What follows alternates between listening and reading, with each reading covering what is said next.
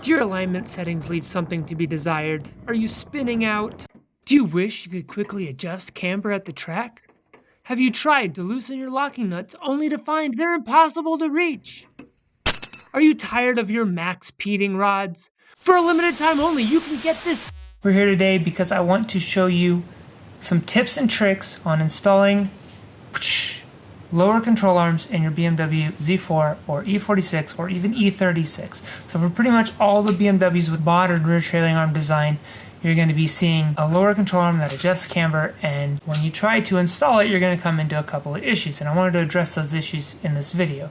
The first one is that removing the inner bolt, the one by the diff here, is a pain in the butt. You need to actually unbolt the diff from the rear, push it off to the side to be able to get that bolt out, and then on the other side, you actually need to remove one of the axles. So I'm going to show you how I did that today, and then I'm also going to show you why I went from the typical stock arm. Actually, I had MaxpeedingRods, and if you know anything about that brand, you'll know why I'm already switching them out a year later to this ECS tuning version. One of the keys with this is how it adjusts in the center. It's very difficult to get to locking nuts when they're positioned on either side. Let me grab the MaxpeedingRod. So as you can see, these adjusting nuts are a pain in the butt to get to in the car. It actually makes doing alignment intolerable. Takes super long. You round out the corners of the nuts trying to get a wrench up in there. It's absolutely awful. So I'm swapping these out, not even a year. I think a year and about 10,000 miles. Mostly street, some track, and some, a little bit of drifting, and then this bushing has already started to blow out. I could actually grab my wheel and wiggle it. So I'm switching from this, which is a pain, to this ECS tuning rod. These are the only guys I know that are actually doing this center adjustment design. The center adjuster is what makes it so easy to adjust. This is a BMW factory bushing, so it's also easy to replace, easy to source, easy to find, and cheap. So these being already, I'm going to say 25% lighter. These are made of aluminum. Those were steel. Much nicer, and also 5 times the price. I paid $50 for the pair of these. And these bad boys right here cost me $250 on sale. So $250 free shipping.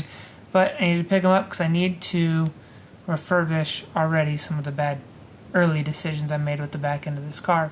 I was actually in a hurry. I had punched it into a wall, and I needed to replace a bent lower control arm on the cheap to get it back on the road, so we went with that. This would have been the proper decision. So this is what I recommend for anyone who needs to adjust camber and toe in the back of their BMWs. Okay, so once I've removed the wheel side bolt, I come into the inner and remove this bolt, but the problem with this bolt is that it hits the differential. So we'll need to loosen the 2 back bolts of the differential here. This guy here, and the other one on the opposing side over here. And that'll allow us to move the differential just far enough out of the way that I can remove that bolt. As you can see, it is going to be a lot easier to make adjustments to these arms. I can just get in here with an adjustable wrench and just reach in from the back and make quick and easy adjustments to my rear camber and toe. I missed showing you guys me prying the diff out of the way to slide those bolts out, but actually it's quite easy. You remove the bolts, as I said, and then on the driver's side you just pry the diff to the side, bolt comes right out. On the passenger side, you need to take out the 6 bolts on the CV shaft on the axle, and then once that's out of the way, you pry the diff slightly to the left and you can get it out. And the main reason that each side is different is because one of the front axle bolts is just offset to one side, so you can pry it more to one than the other.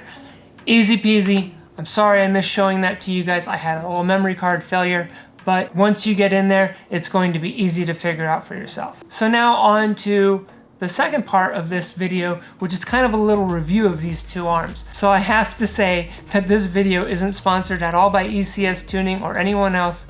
I did pay nearly full price for the arms. The only reason I did get a discount is that I purchased them during one of their clearance sales. So I paid $275 for the arms. Normal price is $350.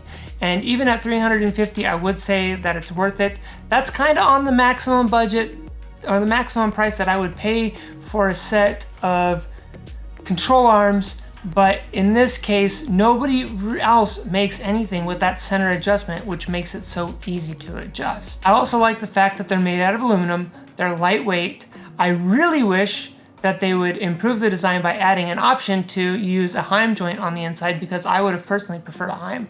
But the rubber bushing is going to be fine, and knowing that the bushing is provided by an OEM supplier and that it's going to be easy to replace is awesome. If anyone does make a Heim joint replacement for that inner bushing, then you could probably also use it on that arm.